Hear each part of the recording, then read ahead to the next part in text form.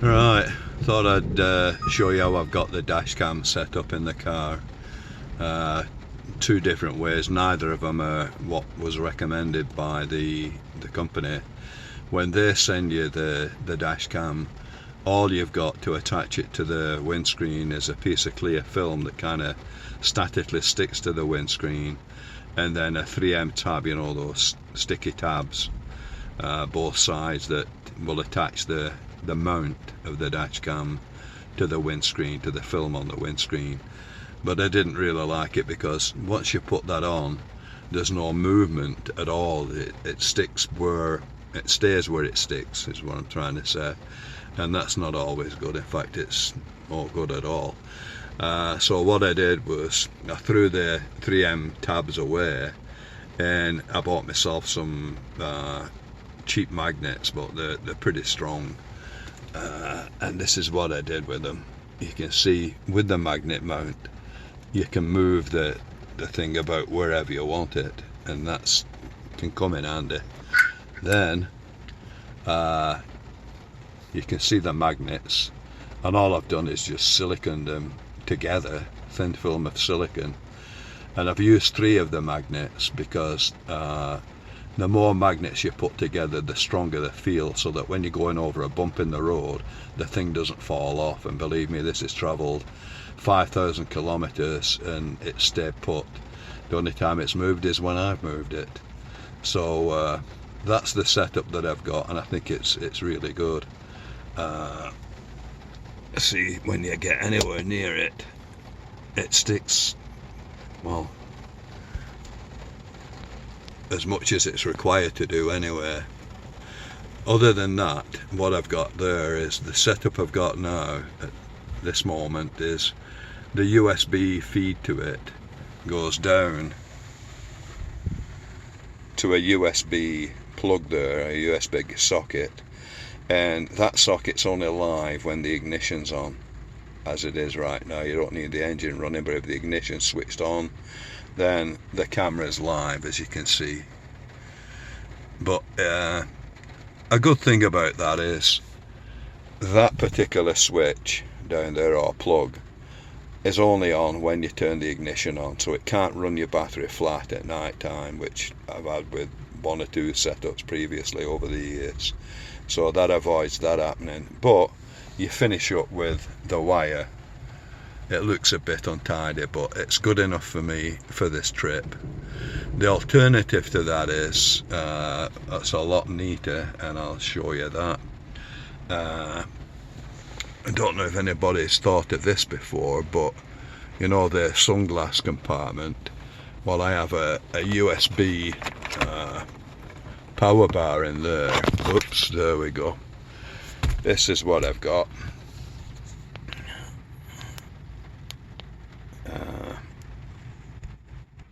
Here we go. So I've got this with a flat USB cord, because the sunglass thing, when you put it up, it's a pretty tight fit. There's only a narrow gap there to feed the wire through. So that's why I bought a USB cord that's flat. So that's what I use there. Amelia's miring me now in the middle of a thunderstorm. You can probably hear in the background. So that's my alternative, that I put this in the glasses case, put the thing up. Talk about struggling. You've never enough hands, have you? There it goes. So that's how it would come down. You see it through the gap in the glasses case, and then just hang down. But you can put it behind the mirror and just feed it with the short link, so you see nothing. There's nothing going down when that's plugged in.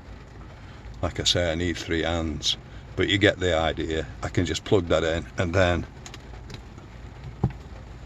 the red wire is gone. So it's a neat setup.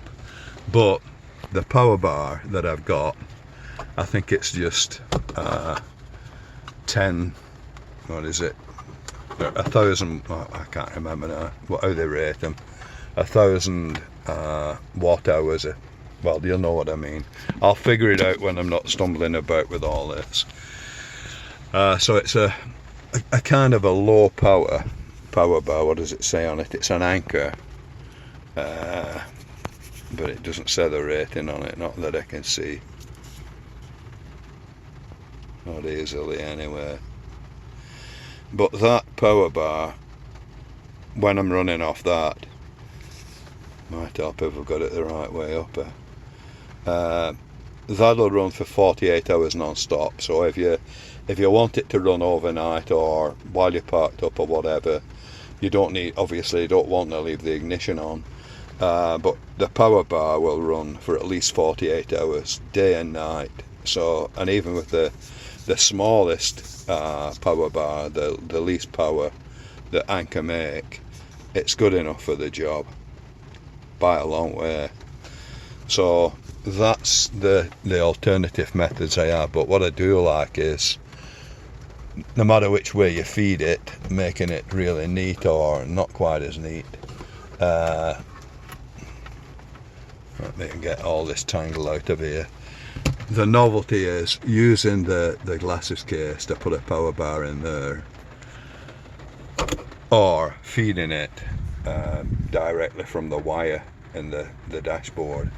But the big deal is that the magnets, I think I only paid about, I don't know, maybe $10 for these strong magnets, and they do work good.